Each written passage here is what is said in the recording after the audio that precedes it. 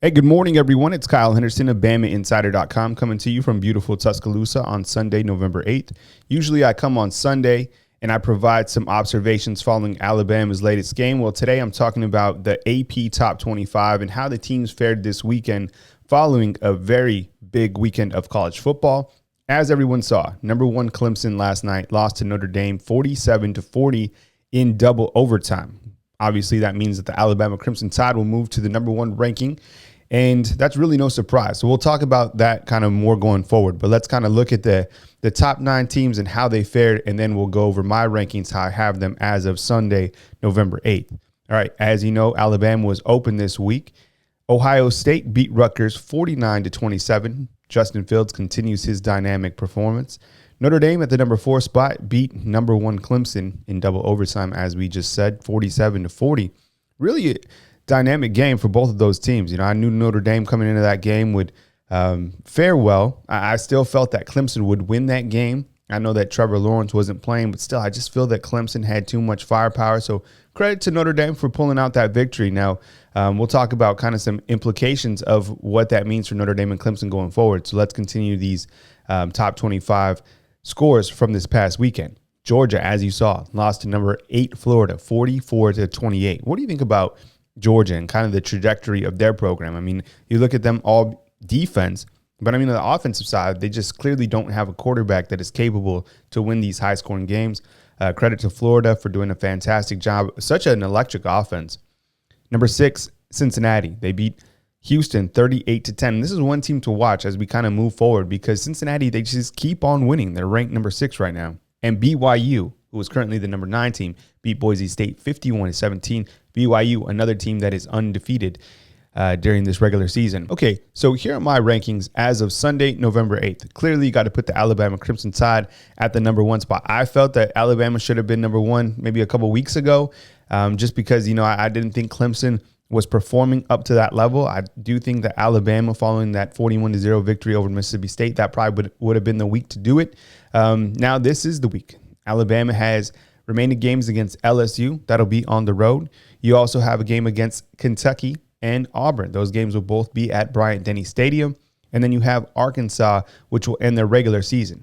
As you know, Alabama currently leads the West, and they are scheduled to play in the SEC Championship game if they continue to win out those games. And remember, they do have a tiebreaker against Texas A&M should Alabama be defeated by anyone in this back end of the schedule. Number 2, I got Ohio State. Currently 3-0 in the season. This is a quality team. We all know that, right? I mean, Justin Fields and everything that Ryan Day has done with Ohio State. I mean, those guys are there. The remaining schedule, check this out. They got a game against Maryland, which is next. And, I mean, you've seen the way that Talia Tagovailoa has been playing. And Mike Locksley, I mean, they're doing something special this year. So they have Maryland, then they have Indiana. We just saw Indiana beat Michigan. Then you have Illinois. Then you have a game against Michigan State. And then you have a game against Michigan. Now, I know that back-end schedule looks a little bit easier now for Ohio State, but, I mean, that's still a rivalry game with Ohio State and Michigan. Currently, they lead the Big Ten to play in the Big Ten championship game. There's still a lot of football left in the Big Ten, obviously, but Ohio State clearly the number 2 team in the country right now. Notre Dame, 7-0. Big victory over Clemson, 47-40. They won that game in South Bend, Indiana. And, you know, that says a lot about Notre Dame. I mean, this was a game that I thought would go Clemson's direction. I mean, I think the line was 6 or something like that. And Notre Dame pulling out that victory, very impressive. Remaining games for Notre Dame include Boston College, North Carolina. Either of those games could be, North Carolina's, somewhat of that could be potentially 2 trap games back to back. I mean, both of those games are on the road. You also have Syracuse, and then you have Wake Forest. Currently, they lead the ACC to play in the ACC Championship. And how it's going to work this year in the ACC is just taking the number 1 and number 2 team for their championship game. So Clemson, who I have at the number 4 spot, 6-1 of the season, could be there and could still have an opportunity to make the college football playoffs, 100%. Their remaining games include Florida State, Pitt, and Virginia Tech. You got to think they win all those games. Trevor Lawrence is going to be back. And as I just mentioned, they're still eligible to play in the ACC Championship game. So as we look kind of down the road, you could see a Notre Dame and Clemson rematch for that ACC Championship. Still tons of games to play, but kind of just looking down the road, that could potentially happen. At the number 5 spot, I have Texas A&M. Now, Alabama defeated Texas A&M, and that's been A&M's only loss. And I think a lot of people forget that Texas A&M beat Florida head-to-head. It says a lot about Texas A&M. I thought when they played Alabama, I didn't think they were a number 5 team, but clearly, they continued to win, and beating Florida was impressive. Remaining schedule for Texas A&M, you have Tennessee, you have Ole Miss, LSU, and Auburn. Those are going to be difficult games for Texas A&M. Down the stretch, especially, Lane Kiffin, he's been able to do a lot with that offense. We don't know what LSU team will show up, and then a game at Auburn to end the regular season. At the number 6 spot, currently have Florida, 4-1. The remaining schedule looks like this: Arkansas, Vanderbilt, Kentucky, Tennessee, LSU. All right, so what we learned last night is that Florida's offense can put up production against very good defenses. I mean, what they did last night and how Kyler Trask threw for over 400 yards. That was actually, I think, the second time Georgia's allowed over 400 yards of offense, right? Or passing since Alabama. But Kyler Trask and Kyle Pitts, I mean, that's clearly one of the top duos in the entire country. And I think Kyle Pitts is certainly a matchup problem. So Florida, they're a quality team. And they're a team that could potentially take it to Alabama. You look at what teams could beat Alabama, and we've talked about this before. It's clearly going to be a team. If there's any team out there that can beat Alabama, it's a team that can go tempo and a team that can put up points. Florida can put up points, right?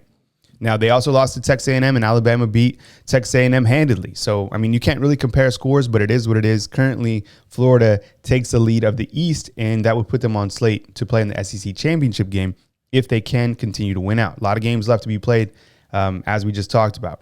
All right, so you have Cincinnati. Cincinnati currently 6-0 on the season. And look at their remaining schedule. They got East Carolina, UCF, Temple, Tulsa.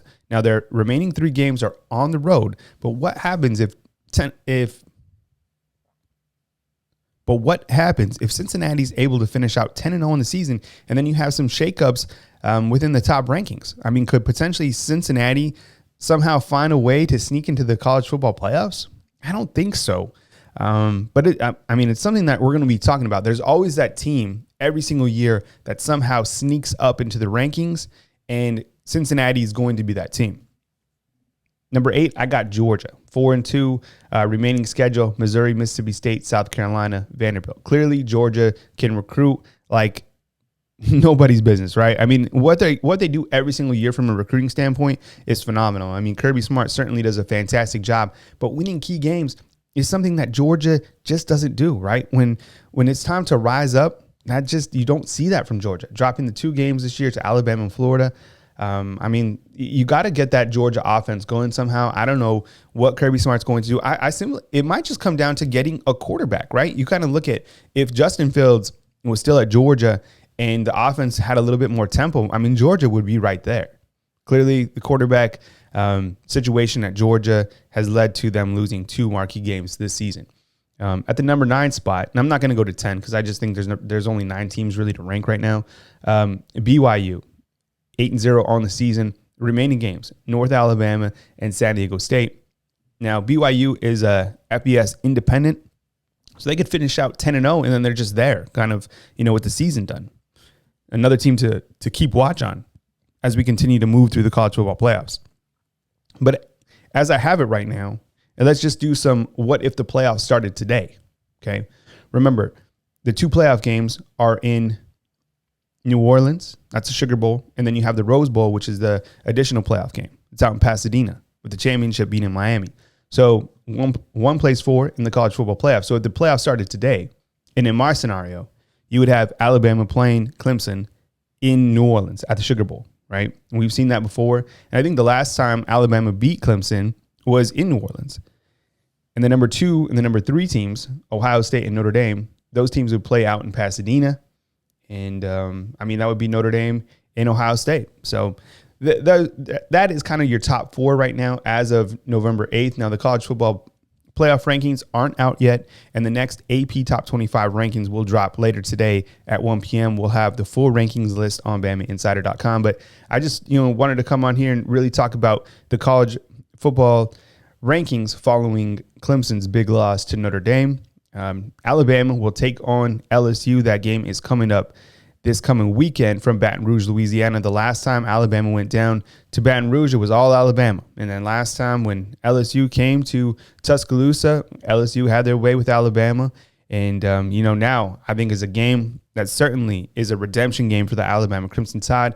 Mick Gillespie will be talking about Alabama and LSU on Sunday night. Definitely check out his show as we continue to cruise through the 2020 college football season. Reporting from Tuscaloosa, Alabama, this is Kyle Henderson of BamaInsider.com.